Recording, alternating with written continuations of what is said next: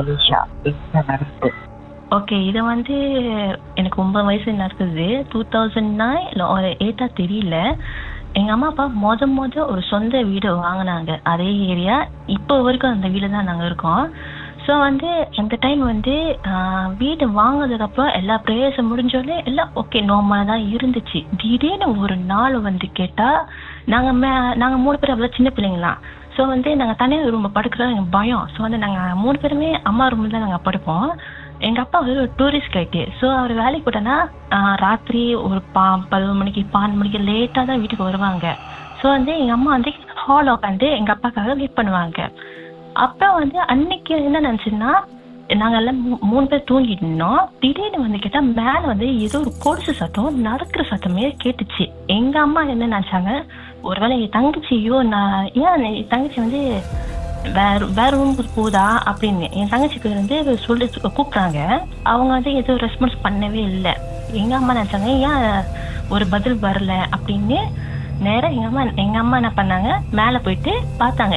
2 ரூமுகளை பார்த்தாங்க, யாருமே இல்லை. கடைசியாக எங்கள் அம்மா இந்த போய் பார்க்குறாங்க. நாங்கள் 3 பேர் தூங்கியிருக்கோம். என் தங்கச்சி கொலுசு காலுக்கு ஒரு கொலுசு இல்லை. அவங்க எப்படின்னா என் தங்கச்சி எனக்கு கொலுசு தான் ரொம்ப பிடிக்கும். எங்கே போனாலும் கொலுசோடு தான் போடுவாங்க. அன்னைக்கு பார்த்தா அவங்க காலில் வந்து கேட்டால் கொலுசு போடவே இல்லை. அப்புறம் வந்து எங்கள் அம்மா நினச்சாங்க, சரி இது வந்து கொஞ்சம் நார்மல் தான், ப்ரேயர்ஸ் பண்ணானா அவ்வளோ ஓகேவாயிரும் அப்படின்னு எங்கள் அம்மா அதில் விட்டுட்டாங்க. எனக்கு வந்து என்ன நினச்சுன்னா, நான் தூங்கி இருக்கும்போது என் வேர்ல நகை வந்து கேட்டால் இல்லவே இருக்காதுக்கா, மொட்டையோடு தான் இருக்கும். நகத்தை கடிச்சிட்டே இருப்பேன் நான். அப்புறம் வந்து 2 கையை பக்கம் வந்து கேட்டால் இப்போ நகத்து கீறுனா எப்படி இருக்கும், ஒரு மாதிரி கீரை மாரியே சூப்பா வந்து வலியுமே இருக்கும். அந்த கீரை தான் எனக்கு அவ்வளோ தெரியாது. காலை ஏஞ்சதுக்கு அப்புறமா ரொம்ப எரியும் இருக்கும் என் கை.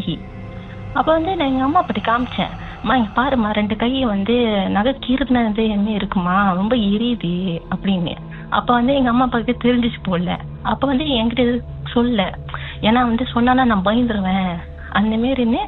எங்கள் அம்மா வந்து ஒன்றும் சொல்ல, சரி மண் பூசினா சரியாயிரும் அப்படின்னு என்கிட்ட சொன்னாங்க. சரி அப்படின்னு நானும் விட்டுட்டேன்.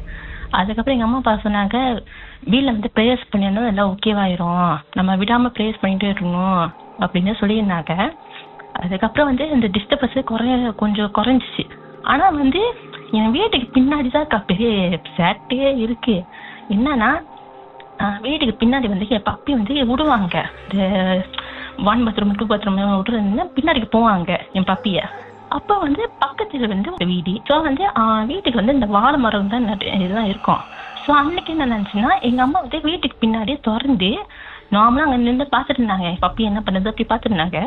திடீர்னு அந்த சைடில் வந்து கேட்டு பார்த்தா அந்த வாழை மரத்துக்கு பக்கத்தில் ஒரு வெள்ளை உருவம் அதை நின்றுமே எங்கள் அம்மா கண்ணாலே பார்த்தாங்க. பாட்டுக்கு பிறகு நம்ம சம்பவம் பண்ணுவோம் கொண்டாடுங்க.